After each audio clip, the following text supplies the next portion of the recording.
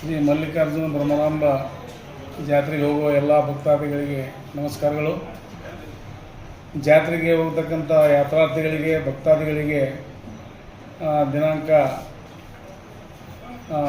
9/3/2026ರಿಂದ ಜಾತ್ರೆಗೆ ಸಾರಿಗೆ ಸೌಲಭ್ಯವನ್ನು ನಾವು ಪ್ರಾರಂಭ ಮಾಡಿದ್ದೇವೆ.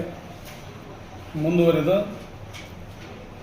ಭಕ್ತಾಧಿಕಾರಿಗಳು 50 ಜನ ಇರಲಿ, 60 ಜನ ಇರಲಿ, 50 ಜನ ಇದ್ದರೆ ನೇರವಾಗಿ ತಮ್ಮ ಸ್ವಗ್ರಾಮದಿಂದ ಶ್ರೀಶೈಲಕ್ಕೆ ದರ್ಶನ ಮಾಡಿಸಲಾಗುವುದು.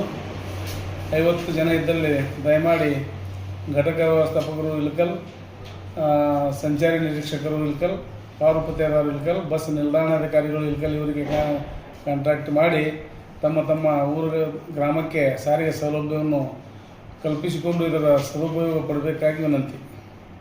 ನಮಸ್ಕಾರ.